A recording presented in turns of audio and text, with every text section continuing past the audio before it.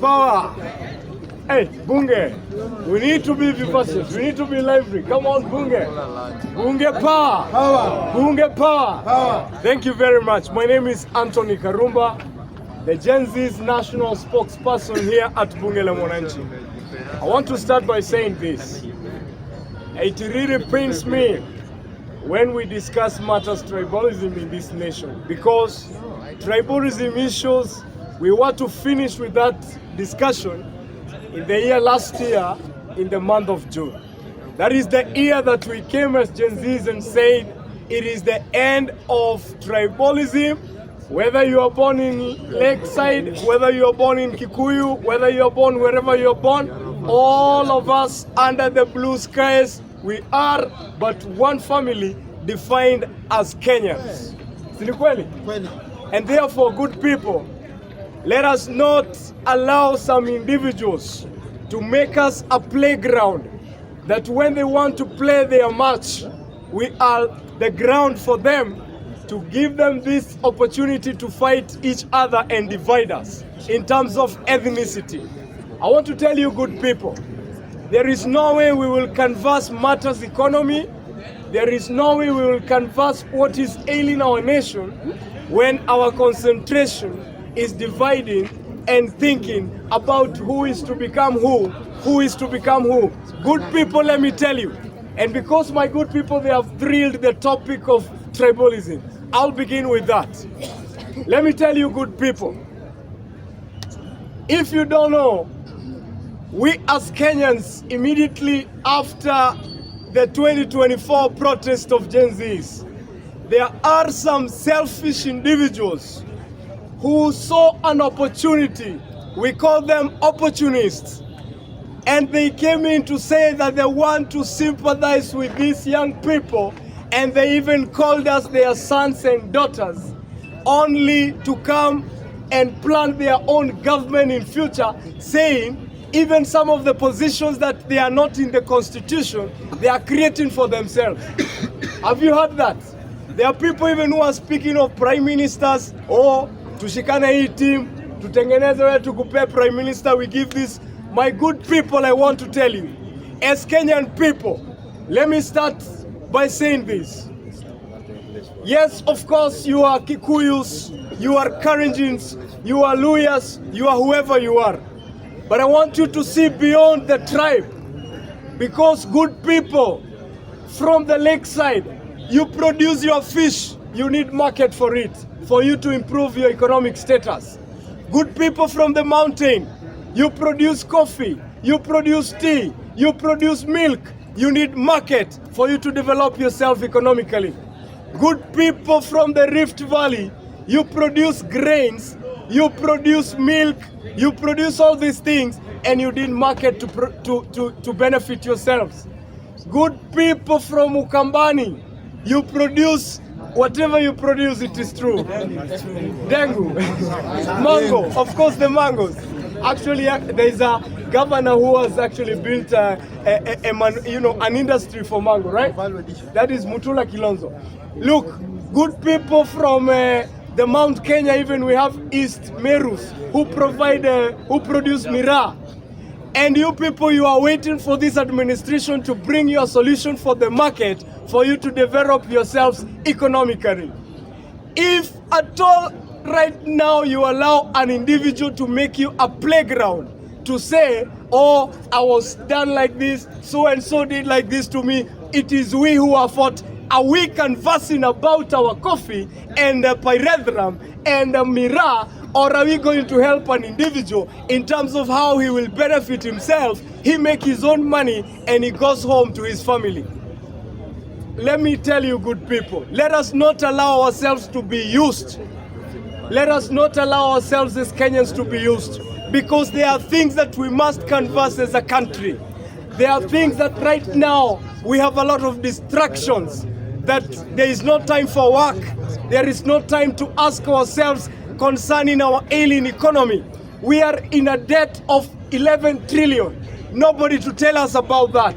But all we want us to speak about, it is who will become this through using this tribe, Good people, I want to tell you, If at all we get to 2027 without a good solution of how we're gonna settle this debt of 11 trillion, then be sure whoever will come in government, we will have an economic turmoil and a very bad economic climate. And it's about time. Don't come to Kenyans to sell tribalism. As Gen Zs, we say tawe, tawe, tawe to tribalism. We don't want division. This is a united nation. We want to focus. Kenya has industrious people. There are people even who are inventing new technical and digital mechanism of marketing our products so that we can increase our exports and reduce our import. Good people, the GDP of this nation, gross domestic product, we cannot develop it if at all every time we are discussing matters of elections every day. Remember, before 2027 we have a life to live. After 2027 we have a life to live. And the nation is not ending after election.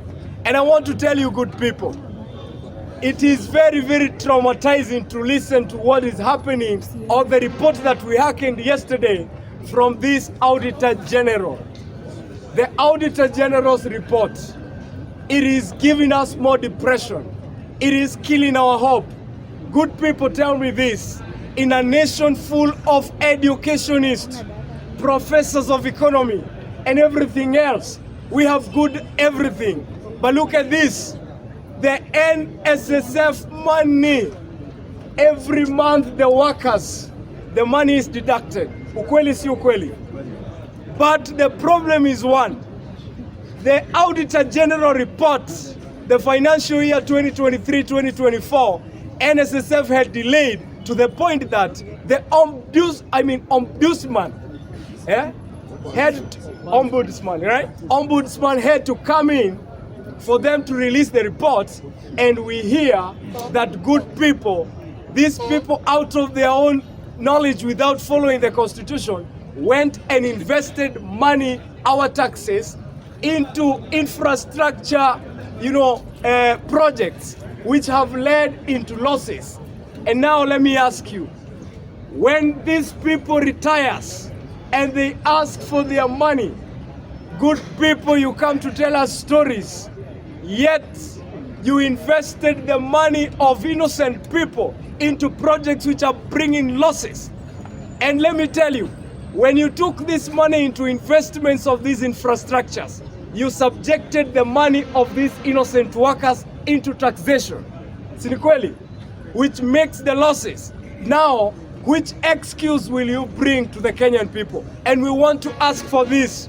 One of the things we asked for last year, it was about accountability and transparency.